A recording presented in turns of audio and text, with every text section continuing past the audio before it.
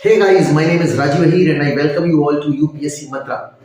एक बहुत ही important topic है जिस पर आज हम चर्चा करने वाले हैं। वो है कि कम समय में कैसे बढ़िया रिवीजन करें। What is the best technique to revise in less time. आजकल कॉम्पिटिटिव एग्जामिनेशंस में बहुत ही ज्यादा विद्यार्थियों को जो परेशानी देखने को मिलती है वो ये है कि इतना विशाल सिलेबस है, इतना वास्ट सिलेबस है, इस पूरे सिलेबस को हम कैसे खत्म करें। पहला तो यही है एक बहुत बड़ी चुनौती, और दूसरा ये एक बार अगर ये सिलेबस खत्म कर भी लें तो हम इसको कैसे रिवाइज करें, कैसे इसको याद कर पाए, कैसे इसको रिकॉल कर पाए, ताकि एग्जामिनेशन में क्वेश्चन दिखते ही हम इसको बढ़िया तरीके से अटेम्प्ट कर पाए अपनी बेस्ट ऑफ द नॉलेज के साथ। तो आज मैं चर्चा करूंगा आपके साथ कि क्या है बेस्ट टेक्निक, कैसे हम बेहतर से बेहतर तरीके से रिवीजन कर सकते हैं। अगर आप यूपीएससी और स्टेट पीसीएस की परीक्षाओं की तैयारी कर रहे हैं तो आप ये पाएंगे कि इसमें अमूमन बहुत बड़ा सिलेबस होता है।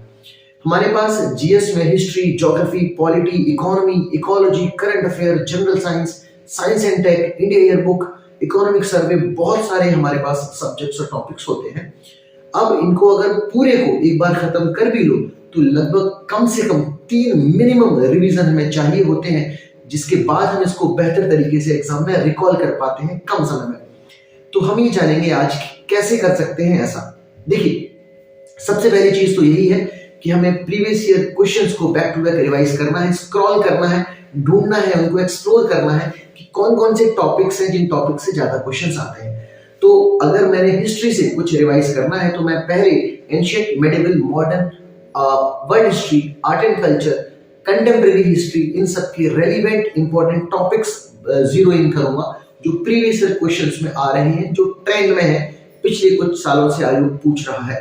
अब इन टॉपिक्स को सॉर्ट आउट करने के बाद मैं उनके शॉर्ट नोट्स बनाऊंगा। मतलब मैंने अगर कोई बेसिक रीडिंग किसी किताब से दी है, मान के चलो एनसीईआरटी हमने एक पहली बार पढ़ी है, बेसिक रीडिंग इसकी दी है पहली बार, तो जब भी आप फर्स्ट टाइम कोई भी किताब पढ़ो, कोई रेफरेंस बुक पढ़ो, तो आपके हाथ में पेन या पेंसिल नहीं होना चाहिए। I repeat, first time reading में आप पेन का यूज नहीं करोगे। जो थर्ड रीडिंग आपकी होगी उसी किताब की, उस थर्ड रीडिंग में आप पेंसिल का यूज करोगे, और फोर्थ रीडिंग अगर आप उसकी मारोगे तब उस फोर्थ रीडिंग में पेन का या हाईलाइटर का इस्तेमाल करोगे। ऐसा क्यों? ऐसा करने से हम उन्हीं पॉइंट्स, उन्हीं तथ्यों को हाईलाइट करेंगे जो सच में इंपॉर्टेंट है, और उन सब इररेलेवेंट चीजों को हम स्किप कर सकते हैं जो टॉपिक के हिसाब से और प्रीवियस ईयर क्वेश्चन के पैटर्न के हिसाब से रेलेवेंट नहीं है। अब एक बार हमने जिन चीजों को जीरो इन किया है, जिनको हमने अलग से बाहर निकाला है, जिन पे अंडरलाइन किया है, जिनको हाईलाइट किया है, उन सभी चीजों को हम अगली रीडिंग में बस पढ़ेंगे। यानी नेक्स्ट रीडिंग में हम पूरी किताब नहीं पढ़ने वाले, हम सिर्फ अंडरलाइंड चीजों को पढ़ेंगे। ये तो हुआ रेफरेंस बुक, एनसीईआरटी या किसी भी किताब को पढ़ने का एक तरीका। दूसरा, अगर आप क्लास नोट्स पढ़ रहे हैं, जो आपने नोट्स क्लास में बनाए हैं, या फिर जो सेल्फ नोट्स बनाए हैं, उनके साथ भी यही चीज आपको तय करनी है कि आप जो भी नोट्स पढ़ रहे हो उनकी फर्स्ट रीडिंग देने के बाद सेकंड रीडिंग में पेंसिल का यूज करोगे और थर्ड रीडिंग में पेन का यूज करोगे। यानी 3 मिनिमम रीडिंग समय देनी है। 2 तरीके होते हैं, या तो किसी चीज को समझ कर धीमे धीमे ज्यादा टाइम लगाकर उसको पढ़ो और धीमे धीमे समझो, या फिर नंबर ऑफ रीडिंग्स बढ़ा दो। आपको यूपीएससी, स्टेट पीसीएस की तैयारी करने में दूसरा जो तरीका है वो ज्यादा लाभकारी होगा। Increase the number of readings, increase the number of readings.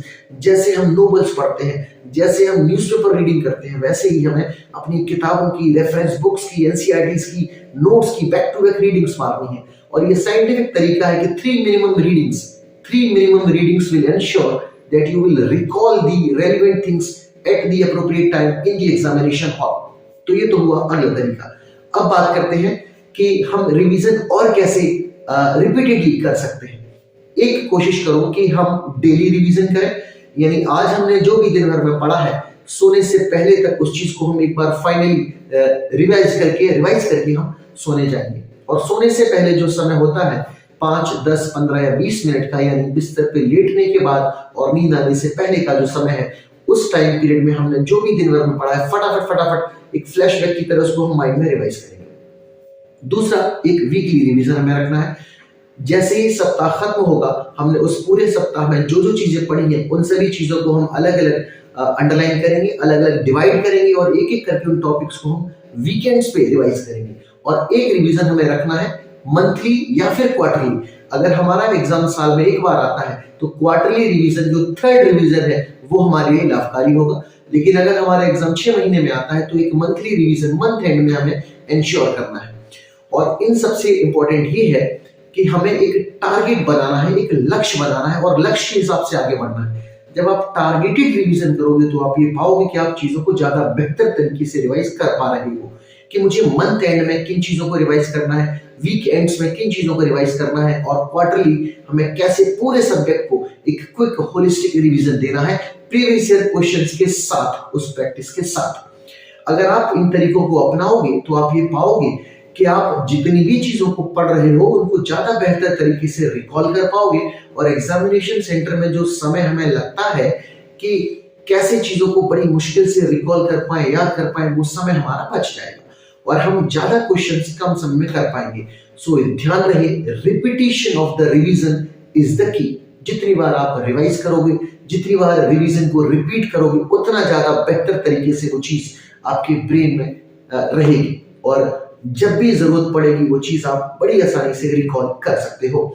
तो previous year questions, targeted revisions, ये दो ऐसी चीजें हैं जिनको आपको अपने दिमाग में, सबकॉन्शियस ब्रेन में भी बिठा के रखना है। हर सब्जेक्ट को अलग अलग छोटे छोटे भागों में तोड़ो और छोटे छोटे शॉर्ट टारगेट बनाओ।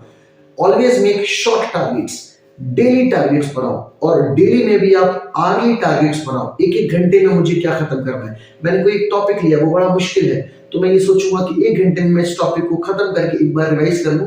घंटा खत्म होते ही तो आर्ली रिवीजन्स के अलग अलग टारगेट्स बनाओ। जितने बड़े आपके लक्ष्यों को छोटा छोटा तोड़ते जाओ और हर छोटे छोटे लक्ष्य को आप लक्ष्य बनाते जाओ। और ऐसे अगर आप करोगे तो आप ये पाओगे कि ये विशाल सिलेबस, इसको हम कई सारे भागों में तोड़ देंगे और हर भाग को धीमे धीमे हम रिपीटेडली रिवाइज करके फिनिश कर लेंगे और हमें ये सिलेबस इतना विशाल है ऐसा पता भी नहीं चलेगा। सो ध्यान रहे, you need to revise the things regularly और ये हमारे वो तरीके हैं जिन तरीकों से हम लंबे समय तक इन चीजों को रिकॉल कर सकते हैं। Thank you very much, stay safe, continue learning.